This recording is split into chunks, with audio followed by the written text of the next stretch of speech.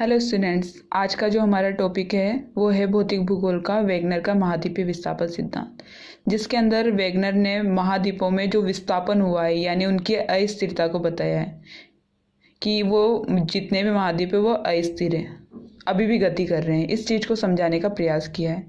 तो सबसे पहले बात करते हैं वेगनर थे कौन।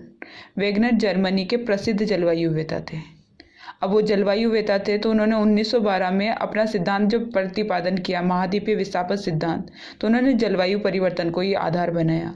उन्होंने इस जलवायु परिवर्तन को दो तरीके से बताने की कोशिश करी कि या तो स्थल भाग एक जगह स्थिर रहे होंगे और जलवायु कटिबंधों में स्थानांतरण हुआ होगा।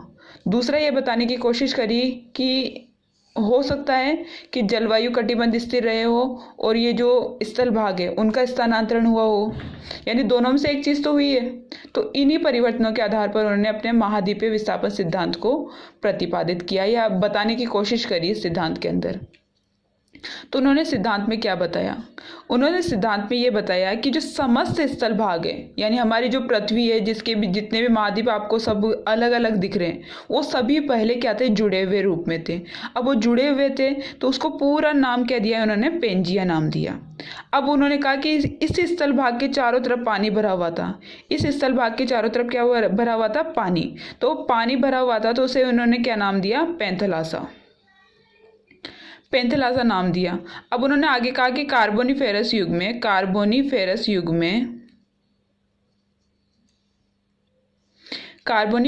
में इस पेंजिया का विभाजन हो गया। इस पेंजिया के विभाजन होने से इसके दो टुकड़े हो गए, लोरेंशिया, ऊपर वाला पार्ट लोरेंशिया और नीचे वाला पार्ट क्या हुआ? गोंडवाना लैंड। तो लोरेंशिया और गोंडवाना लैंड दो पार्ट हो गए इसके। और ये जो पानी था पैंथेलासा, तो बीच में गैप आया तो ये पानी इसमें आके भर गया और ये क्या कहलाया? तैतीस सागर। आगे वेगनर ने बताया कि जो पेंजिया है वो तीन परतों से मिलकर बना है, सियाल, सीमा और निफे। अब जैसे जैसे अंदर, जैसे ये हमारी अर्थ है, अर्थ का एक पार्ट निकाल लेते हैं, ये अंदर का पार्ट है, तो ये कोर होती है यानी निफे का पार्ट, और ये सियाल, सीमा और निफे ये कोर होती है, यानी ये अर्थ है और अर्थ का ये टुकड़ा निकाल लिया अपन ने। तो इसके अंदर अपन को पता चल गया कि ये निफे हैं, ये सीमा है, ये सियाल है। तो इन्होंने क्या कहा, वेगनर ने क्या कहा कि जो महाद्वीपीय प्लेट है, महाद्वीपीय प्लेट काहे की बनी है? सियाल की बनी है, जबकि महासागरीय प्लेट काहे की बनी है? जबकि महासागरीय प्लेट बनी हुई है सीमा की। इन्होंने आगे, वेगनर ने आगे बताया कि जो सियाल परत है, आगे जाके बताया कि जो सियाल परत है वो सीमा पर बिना रुकावट के तैर रही है। इस बात को बताया उन्होंने। धीरे धीरे क्या हुआ कि इनकी भी डिवाइडेशन होने लगे। डिवाइडेशन होने के बाद हमें वर्तमान स्वरूप प्राप्त हुआ। आइए इसको डायग्राम के थ्रू समझते हैं। वेगनर ने इस तरीके से बताया कि ये सारे महाद्वीप, जितने भी महाद्वीप इस तरीके से जुड़े हुए थे और इनको सबको मिला जुला रूप इसको क्या दे दिया? पेंजिया नाम दे दिया गया।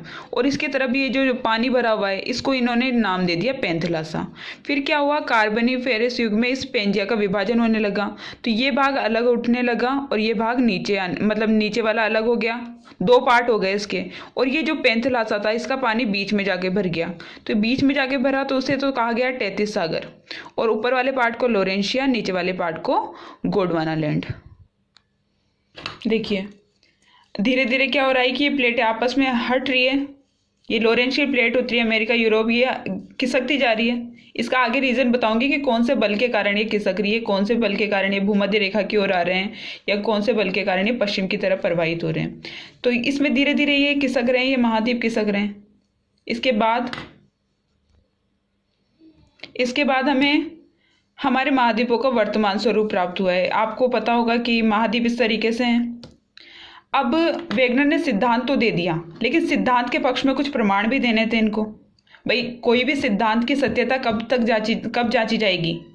जब वो हमें प्रूफ देगा, प्रमाण देगा कि हाँ भाई वाकई में ये कंडीशन हुई है। तो उसके लिए वेगनर ने कुछ प्रमाण भी दिए। वो प्रमाण इस तरीके से हैं। तो उन्होंने कहा, सबसे पहले कहा उन्होंने सिद्धांत के पक्ष में कुछ प्रमाण दिए। तो उन्होंने सबसे पहले कहा कि ये जो अटलांटिक महासागर है, इसके दोनों तट, यानी ये वाला तट और ये वाला तट और ये वाला तट और ये वाला तट, इन दोनों तटों को मिलाया जा सकता है। इन दोनों तटों में साम्य स्थापना करी जा सकती है। जैसे किसी चीज को अपन किसी भी टुकड़े को अगर तोड़ देते हैं और उसको वापस जोड़ा जाता है ना, वैसी कंडीशन यहाँ पर है, जिग्सा फिट की कंडीशन है। तो ये बताया, पहला प्रमाण तो उन्होंने ये दिया। अब दूसरा प्रमाण कहा कि यहाँ पर इन अंध महासागर के दोनों तटों पर मिलने वाले जो पर्वतों का कालक्रम है, यहाँ वाले यानी अपलेशियन पर्वतमाला है, आल्प्स पर्वतमाला, तो यहाँ पर मिलने वाले पर्वतों का जो कालक्रम है वो क्या है, समान है। यानी ये है कि वो एक ही टाइम पे बने थे भाई, यहाँ के जो पर्वत बने थे वो भी एक ही टाइम में, और जो यहाँ पर बने थे वो भी एक ही टाइम में। थर्ड, उन्होंने बताया कि जो चट्टानों में पाए जाने वाली, इन दोनों तटों के चट्टानों में पाए जाने वाले जो जीव अवशेष है वो भी एक दूसरे में समानता रखते हैं। तीसरा उन्होंने बताया, वेगनर ने चौथा प्रमाण दिया कि ये जो ग्रीनलैंड है, ये जो ग्रीनलैंड दिख रहा है, ये 20 मीटर प्रतिवर्ष की गति से पश्चिम की ओर खिसक रहा है। अब 20 मीटर प्रतिवर्ष की गति से ये पश्चिम की ओर खिसक रहा है, तो इसका मतलब तो यही है कि सारे महाद्वीप भी इसी तरीके से खिसके होंगे या चले होंगे, या इनमें स्थानांतरण हुआ होगा इनका। पांचवा पॉइंट है कि यहाँ पे स्कैंडिनेवियन देश, यानी जो नॉर्वे, स्वीडन, फिनलैंड जो देश आते हैं, इनको साथ में कहा जाता है स्कैंडिनेवियन देश। तो स्कैंडिनेविया के उत्तरी भाग में एक लेमिंग नामक जीव मिलता है, समुद्री जीव है। तो ये जीव क्या करता है कि बार बार इधर की साइड भागने की कोशिश करता है, बार बार इधर की साइड भागने की कोशिश करता है। तो ये इस चीज को बताता है कि कभी ना कभी ये महाद्वीप जुड़े हुए होंगे, तभी तो वो अपने मूल स्थान की ओर जाने की कोशिश करता है, लेकिन पानी होने की वजह से वो बीच में ही डूब जाता है, जा नहीं पाता है। लेकिन उनका पश्चिम की, लेमिंग नामक जीव का पश्चिम की ओर प्रवाह तो यही बताता है कि ये महाद्वीप कभी ना कभी तो जुड़े हुए होंगे। इसके बाद है ग्लासोपटरिस वनस्पति। छठा प्रमाण दिया कि ग्लासोपटरिस वनस्पति जो कि यहाँ पर मिलती है, वो वनस्पति यहीं पर नहीं बल्कि यहाँ पर इन क्षेत्रों पे भी मिलती है, यहाँ पर भी मिलती है। तो ग्लासोपटरिस वनस्पति इन जगह पर मिलना यही बताता है कि कभी ना कभी ये भी जुड़े हुए होंगे, तभी तो वनस्पति भी सेम है। उसके बाद ब्राजील में, फोकलैंड में, दक्षिण अफ्रीका में, ऑस्ट्रेलिया में क्या हुआ कि हिमानीकरण का प्रभाव देखा गया, और उस हिमानीकरण के प्रभाव के साथ साथ ही क्या देखा गया कि ये हिमानीकरण का प्रभाव सब जगह पे सिमिलर दिखाई दे रहा है। तो ये भी इसी चीज को बताता है कि ये कभी ना कभी जुड़े हुए होंगे, तभी तो ये सिमिलर कंडीशन आ रही है यहाँ पे, नहीं तो कैसे आती।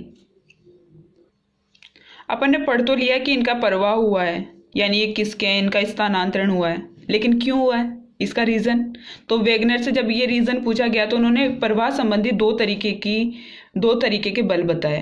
प्रवाह संबंधी दो तरीके के बल बताया कि एक तो देखो ये महाद्वीप एक तो उत्तर की ओर खिसक रहे हैं, यानी जो अपन को ये द्वीप मिले थी, ये सारी चीजें मिली थी, ये उत्तर की ओर खिसक रहे थे। जैसे ये सारे अपन ने दो तरीके से प्रवाह पढ़ा था कि एक तो ये जितने भी महाद्वीप हैं, ये जितनी भी प्लेटें हैं वो ऊपर की ओर खिसक रही है, और एक है कि ये पीछे की साइड खिसक रहे हैं, ठीक है। यानी ये उत्तरी अमेरिका, दक्षिण अमेरिका का पश्चिम की तरफ प्रवाह हो रहा है और कुछ महाद्वीपों का उत्तर की तरफ प्रवाह हो रहा है। तो उत्तर की तरफ यानी भूमध्य रेखा की ओर प्रवाह हो रहा है, और पश्चिम की तरफ इनका उत्तरी अमेरिका, दक्षिण अमेरिका का प्रवाह हो रहा है। लेकिन क्यों हो रहा है, रीजन क्या है, कौन सा बल, कौन सा फोर्स यहाँ पे काम कर रहा है, उसको हमें देखना था, वेगनर को बताना था। तो वेगनर ने क्या बताया कि जो उत्तर की ओर यानी जो भूमध्य रेखा की ओर, यानी ये जो ऊपर की साइड खिसक रहे हैं, भूमध्य रेखा की ओर खिसक रहे हैं, उसका रीजन है ज्वारीय बल, सॉरी गुरुत्व बल, गुरुत्वाकर्षण बल। जो गुरुत्वाकर्षण बल यानी खिंचाव वाला बल, जो खिंचाव पैदा करता है, गुरुत्वाकर्षण बल और पल्लवनशीलता बल। तो पल्लवनशीलता बल, ये दोनों बलों ने क्या करा कि इसकी वजह से ये भूमध्य रेखा की ओर आ रहे हैं। तो उत्तर की ओर दो तरीके के प्रभाव बताए, दो दिशा की ओर प्रभाव बताए उन्होंने। पहला उत्तर की तरफ भूमध्य रेखा की ओर, तीसरा पश्चिम की ओर। एक प्रवाह तो ये बताया और एक प्रवाह ये बताया, ठीक है। तो इस प्रवाह में जो उत्तरी भाग की ओर भूमध्य रेखा की ओर प्रवाह हो रहा था, उसके लिए उन्होंने ये बताया कि ये जो प्रवाह हो रहा है वो गुरुत्वाकर्षण बल की वजह से हो रहा है, गुरुत्वाकर्षण बल की वजह से हो रहा है और पल्लवनशीलता बल की ओर हो रहा है, ठीक है। इन दोनों बलों की वजह से कहाँ पर उत्तर की ओर खिसक रहे हैं ये। और पश्चिम की तरफ प्रवाह के लिए उन्होंने बताया कि सूर्य और चंद्रमा की गुरुत्वाकर्षण शक्ति के कारण, सूर्य और चंद्रमा की जो ज्वारीय शक्ति है, ज्वारीय बल उत्पन्न करने की शक्ति के कारण, यानी आकर्षण शक्ति के कारण जो उत्पन्न हो रहा है बल, उसकी वजह से ये पश्चिम की तरफ खिसक रहे हैं। यानी पृथ्वी जो परिभ्रमण कर रही है, उसके परिभ्रमण, जब पृथ्वी पश्चिम से पूर्व में रोटेट होती है, अब परिभ्रमण कर रही है, तो जब इसका प्रवाह होता है तो इसमें जब ज्वारीय बल के कारण इसमें क्या होते हैं, पृथ्वी के परिभ्रमण में बाधा आ जाती है, तो इसकी वजह से एक भाग पीछे ही रह जाता है। तो उसकी वही कारण है कि ये उत्तरी अमेरिका और दक्षिण अमेरिका का पश्चिम की ओर प्रवाह हो रहा है। अब महाद्वीपों के वास्तविक प्रवाह की बात करते हैं। तो महाद्वीपों के वास्तविक प्रवाह में पेंजिया का विभाजन हुआ। कार्बोनिफेरस युग में प्रारंभ हो गया था।